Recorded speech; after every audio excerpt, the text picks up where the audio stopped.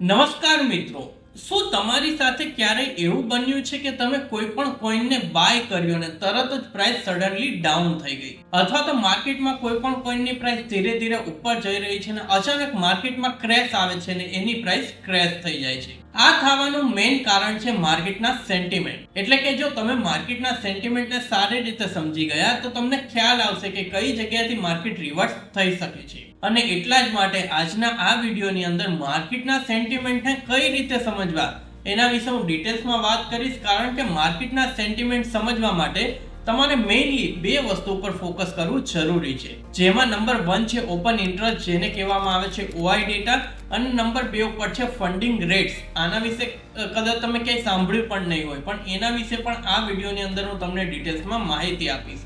તો જો તમે પણ માર્કેટના બિહેવિયરને સેન્ટિમેન્ટને સારી રીતે સમજવા માંગતા હોય તો આજનો આ વિડીયો જરૂર તમારે અંત સુધી જોવો જોઈએ. તો ચલો મિત્રો, આજનો આ વિડીયો આપણે સ્ટાર્ટ કરીએ. તો આની અંદર સૌથી પહેલા આપણે ઓપન ઇન્ટરેસ્ટ એટલે OI ની વિશે ડિટેલ્સમાં વાત કરીએ. તો સાદી ભાષામાં સમજાવું ને તમને કે OI એટલે શું, ઓપન ઇન્ટરેસ્ટ એટલે શું, તો અત્યારે હાલના સમયમાં માર્કેટની અંદર કેટલા ફ્યુચર કોન્ટ્રાક્ટ ઓપન છે એને કહેવામાં આવે છે OI. હવે OI ડેટાને પણ સિમ્પલ ભાષામાં સમજવું હોય ને તો ઓપન ઇન્ટરેસ્ટ એટલે કે OI ડેટા જો વધી રહ્યો છે તો એનો મતલબ સિમ્પલ એ થાય કે માર્કેટમાં નવું ઇન્વેસ્ટમેન્ટ આવી રહ્યું છે. અને જો OI ડેટા ઘટી રહ્યો, તમને ડેટામાં દેખાય કે OI ડેટા માઇનસ એટલે કે ઓછો થઈ રહ્યો છે, તો એનો અર્થ એ થાય કે લોકો છે ને માર્કેટની અંદર લોસ બુક કરીને પોતાની પોઝિશન કટ કરી રહ્યા છે, એટલા માટે OI ડેટા ઘટી રહ્યો છે. અને માર્કેટનું સ્ટ્રક્ચર તમારે સારી રીતે સમજવું હોય ને તો OI ડેટા પ્લસ પ્રાઇસની મદદથી તમે માર્કેટના સ્ટ્રક્ચરને સારી રીતે સમજી શકો છો. અને અહીંયા તમારા બધાય માટે સ્પેશિયલી મેં મહેનત કરીને એક એવો ચાર્ટ બનાવ્યો છે જેની અંદર તમે OI ડેટા પ્લસ પ્રાઇસ બંનેને કમ્બાઈન કરીને સમજી શકો છો કે માર્કેટમાં નેક્સ્ટ મૂવ કયું આવી શકે છે. તો હવે હું જે તમને સ્ક્રીન ઉપર ચાર્ટ બતાવું ને એની ઉપર ફોકસ કરજો, કારણ કે અહીંયા 3 અલગ અલગ સેક્શન છે. OI ડેટા છે, પ્રાઇસ છે ને એની સાથે સાથે માર્કેટનું બિહેવિયર છે કે માર્કેટમાં શું થઈ શકે છે અથવા તો શું થઈ રહ્યું છે. તો આ ચાર્ટ ઉપર ફોકસ કરું, હું તમને ડિટેલ્સમાં સમજાવું. ને આ એક ઇમ્પોર્ટન્ટ ચાર્ટ છે, મારો પોતાનો બનાવેલો. તો આનો સ્ક્રીનશોટ લઈને જરૂર રાખી દેજો, જેનાથી તમે માર્કેટનું સ્ટ્રક્ચર ગમે ત્યારે આ ચાર્ટના કમ્પેરિઝનથી સમજી શકશો. તો ચાર્ટની અંદર ફોકસ કરીએ. સૌથી પહેલા તમે જો પ્રાઇસ, ઓપન ઇન્ટરેસ્ટ ને એનો મીનિંગ અર્થ શું થાય એ મેં લખ્યું છે.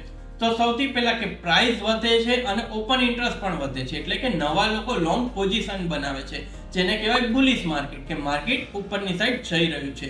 એને કહેવામાં આવે છે કે ફર્સ્ટ કે પ્રાઇસ પણ વધે છે અને ઓપન ઇન્ટરેસ્ટ વધે છે, એટલે કે નવા લોકો પોઝિશન બનાવી રહ્યા છે. સેકન્ડ નંબરમાં તમે જો કે પ્રાઇસ ઘટે છે પણ ઓપન ઇન્ટરેસ્ટ વધે છે, તો કે બિયરિશ, લોકો શોર્ટ સેલિંગ કરી રહ્યા છે, કે લોકોને લાગે છે કે માર્કેટ અહીંયાથી નીચે જઈ શકે છે. એટલે તમને પ્રાઇસ વધતી દેખાશે પણ OI ડેટા ઓપન ઇન્ટરેસ્ટ ઘટતો દેખાશે, તો સમજો કે માર્કેટ અહીંયાથી ગમે ત્યારે ડાઉન જઈ શકે. નંબર 3 ઉપર પ્રાઇસ વધે છે અને ઓપન ઇન્ટરેસ્ટ ઘટે છે, એટલે કે શોર્ટ સ્ક્વીઝ જેનું નામ કહેવામાં આવે છે, એટલે કે શોર્ટ કરનારા લોકો ગભરાઈને પોતાની પોઝિશન લોસમાં બુક કરી રહ્યા છે, એટલે કે શોર્ટ સ્ક્વીઝ થઈ રહ્યું છે. કે પ્રાઇસ તો અહીંયા વધે છે પણ ઓપન ઇન્ટરેસ્ટ છે એ ઘટે છે, તો એને કહેવામાં આવે છે શોર્ટ સ્ક્વીઝ. નંબર 4 ઉપર કે પ્રાઇસ ઘટે છે અને સાથે સાથે ઓપન ઇન્ટરેસ્ટ પણ ઘટે છે, એટલે શું કહેવાય કે લોંગ લિક્વિડેશન, કે જેટલા પણ લોકોએ લોંગ કર્યું હતું, જેટલા પણ લોકોએ એનાલિસિસ કર્યું કે અહીંયાથી અપસાઇડ જશે, તો તે લોકો અહીંયા ટ્રેપ થયા છે, જેને કહેવાય લોંગ લિક્વિડેશન. એટલે કે લોંગ જેટલા પણ લોકોએ કર્યું હતું લોસની અંદર પોતાની પોઝિશન કાપી રહ્યા છે. તો મેનલી આ 4 સ્ટ્રક્ચરની મદદથી તમે માર્કેટનું બિહેવિયર સમજી શકશો કે પ્રાઇસ શું કહે છે પ્લસ ઓપન ઇન્ટરેસ્ટ શું કહે છે. તો આ બંને ઉપર ધ્યાન રાખીને આપણે સારી રીતે સમજી શકીએ કે માર્કેટનું સ્ટ્રક્ચર શું બનવા જઈ રહ્યું છે. અને સિમ્પલી આખા ચાર્ટનો તમને એક મેઇન પોઈન્ટ કહી દઉં કે સિમ્પલ કે પ્રાઇસ પણ વધે છે અને સાથે સાથે ઓપન ઇન્ટરેસ્ટ પણ વધે છે, તો સમજો કે ના ભાઈ ટ્રેન્ડ મજબૂત છે. અહીંયા આપણે એક સારું એનાલિસિસ કરીને આ ટ્રેન્ડની અંદર રાઈટ કરી શકીએ છીએ. પણ ઘણીવાર કેવું થાય, આપણે ટ્રેપ થઈએ, પ્રાઇસ વધે પણ ઓપન ઇન્ટરેસ્ટ ઘટે, તો સમજો કે ભાઈ અહીંયા ટ્રેપ થઈ શકશું. તો આનાથી દૂર રહેવાનું છે. સિમ્પલી આ વસ્તુ હંમેશા તમારે માઇન્ડમાં રાખવાનું.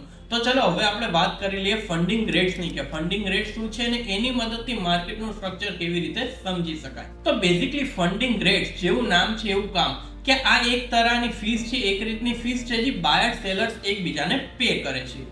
હવે આના મદદથી માર્કેટનું સ્ટ્રક્ચર કેમ સમજવું તો એ ડિટેલ્સમાં સમજવું પડશે આપણે. તો ફંડિંગમાં પણ ટોટલ બે કેટેગરી છે. એક પોઝિટિવ ફંડિંગ, એટલે કે માર્કેટમાં બધા જ લોકો બાય કરી રહ્યા છે, એટલે કે જેટલા પણ લોકો બાય કરી રહ્યા છે એ સેલ કરનારને ફીસ પે કરે છે.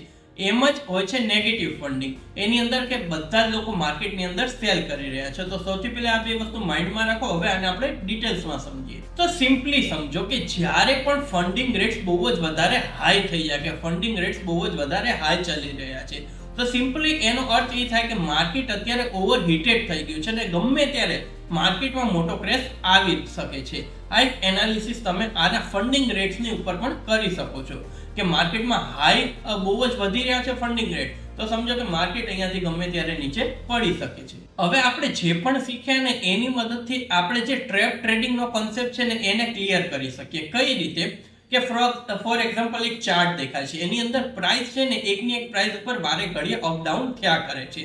પ્લસ આપણે ઓઆઈ ડેટા ઉપર નજર કરીએ તો ઓઆઈ ડેટા પણ અહીંયાથી સારી રીતે વધી રહ્યો છે. પ્લસ આપણે ફંડિંગ રેટ્સ ઉપર વાત કરીએ તો એ પણ પોઝિટિવ છે. તો આમાં ક્યાંક ને ક્યાંક આપણને સિગ્નલ મળે છે કે પ્રાઇસને ઉપર જવું છે, ઓઆઈ પણ સપોર્ટ કરે છે, પણ ફંડિંગ રેટ્સ વધે છે.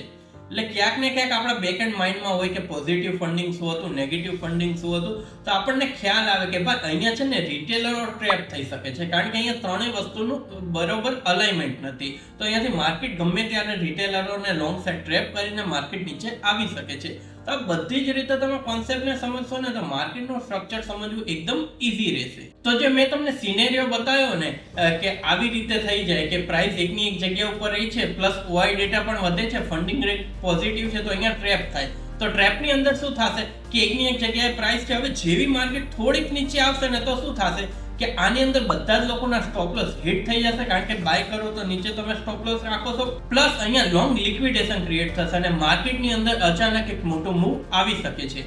તો સિરિયસલી વાત કરું ને તો જેટલા પણ સ્માર્ટ ટ્રેડર છે ને આ બધા ડેટાને ધ્યાનમાં રાખીને ટ્રેડિંગ કરે છે અને હંમેશા નાના જે સ્મોલ બાયર છે, જે લોકોને આ બધા વિશે ખ્યાલ નથી, અહીંયા ટ્રેપ થઈ જાય છે અને મોટા જે ટ્રેડર છે, સ્માર્ટ ટ્રેડર છે, અહીંયાથી સારો પ્રોફિટ કમાઈ છે. તો ઇન શોર્ટ એક જ વાત કહેવા માંગીશ કે નકરો ચાર્ટ જોયાથી કે લાઈન ડ્રો કરવાથી તમે એક ટ્રેડર નથી બની જતા. એની સાથે સાથે તમને ઓપન ઇન્ટરેસ્ટ શું છે, ટ્રેડ ટ્રેડિંગ શું છે, એના સિવાય ફંડિંગ રેટ શું છે, આ બધા જ વિશે ડિટેલ્સમાં ખબર હોવી જોઈએ, તો જ તમે એક સ્માર્ટ ને એક પ્રોફેશનલ ટ્રેડર બની શકો છો. તો મને આશા છે કે આજે તમે કંઈક નવું શીખ્યા હશો કે ફંડિંગ રેટ્સ, ઓપન ઇન્ટરેસ્ટ શું છે. કાંઈ પણ સવાલ હોય તો કોમેન્ટ કરો, એનો રિપ્લાય હું તમને જરૂર આપીશ. બાકી વિડીયોને લાઈક શેર કરવાનું ભૂલતા નહીં ને ચેનલને જરૂર સબસ્ક્રાઇબ કરો. Crypto products and NFTs are unregulated and can be highly risky. There may be no regulatory recourse for any loss from such transactions.